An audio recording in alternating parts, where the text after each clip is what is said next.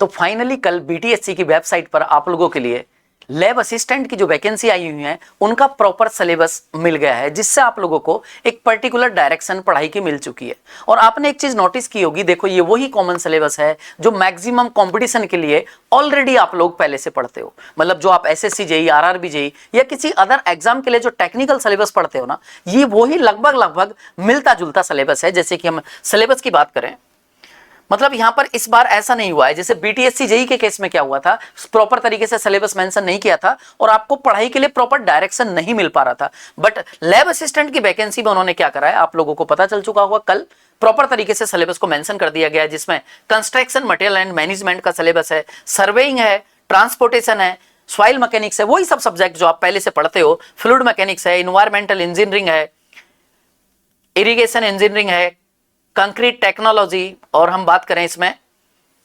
RCC,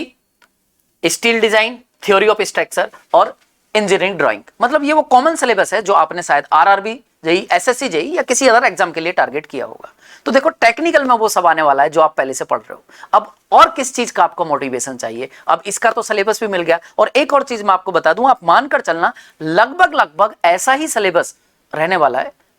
मतलब इसी सब सिलेबस से आने वाला है बीटीएससी जेई में भी, क्योंकि उसका प्रॉपर तरीके से सिलेबस मेंशन नहीं किया गया है। तो आप मानकर चलना कि अगर आपने ये कॉमन टेक्निकल का सिलेबस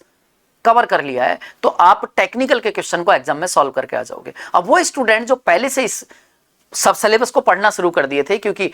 कॉमन सिलेबस ही जनरली कंपटीशन में पूछा जाता है और ये वो कॉमन सिलेबस आपके सामने है। अगर आपने पहले से सिलेबस पढ़ रखा है तो आपके लिए बहुत बेटर है, और अगर पहले से सिलेबस नहीं पढ़ा है या इनमें से कुछ सब्जेक्ट पढ़े हैं और कुछ सब्जेक्ट नहीं पढ़े हैं, तो अभी भी आपके पास टाइम है, आप प्रॉपर तरीके से अभी भी तैयारी कर लो, सिलेबस आपके सामने है। टाइम का थोड़ा सा ध्यान रखना, क्योंकि चांसेस है कि एग्जाम जल्दी होगा। और आप में से अगर कोई स्टूडेंट ऐसे हैं जिन्होंने इसमें से कुछ सब्जेक्ट पढ़ रखे हैं, कुछ सब्जेक्ट नहीं पढ़ रखे हैं, या जीरो से आप इस चीज को पढ़ना चाहते हो, तो ऑलरेडी आपको पता होगा निम्बस लर्निंग ऐप पर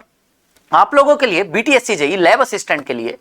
एक रिकॉर्डेड बैच, जिसमें इन सभी टेक्निकल सिलेबस को जो अभी आपके सामने डिस्कस किए गए, जो आपने ऑलरेडी देख लिए होंगे कि कौन कौन से सब्जेक्ट आने वाले हैं एग्जाम में, तो उन सभी सिलेबस को इस बैच में आपको रिकॉर्डेड फॉर्मेट में प्रोवाइड कराया गया है। आप जितने कम से कम टाइम में उनको कवर कर सकते हो, अपने सब्जेक्ट्स को रिवाइज कर सकते हो, या आपने पहले से पढ़ रखा है लेकिन सिलेबस के बाद आपको पता चला कि सिलेबस में कुछ चैप्टर, कुछ सब्जेक्ट ऐसे हैं जो आपने पहले से नहीं पढ़ रखे हैं, तो आप उनको रिवाइज कर सकते हो। ये ऑनलाइन रिकॉर्डेड बैच आपके लिए निम्बस लर्निंग पर है। मिनिमम प्राइस में ये बैच है, क्योंकि इसमें आप लोगों को, अगर आपको ऐसा लग रहा है कि सर मैंने पहले से पढ़ रखा है, मुझको सिर्फ प्रैक्टिस करनी है, तो इसमें 4000 प्लस मोस्ट एक्सपेक्टेड क्वेश्चन की प्रैक्टिस भी कराई जा रही है। उसमें क्या होगा, जैसे आपने एक सब्जेक्ट का अपने नोट्स से पढ़ा या आपने रिकॉर्डेड से पढ़ा, उसके बाद आपको कुछ डाउट्स आ रहे हैं, तो आप लाइव आकर टीचर के साथ क्वेश्चन प्रैक्टिस कर सकते हो और अपने डाउट्स को क्लियर कर सकते हो,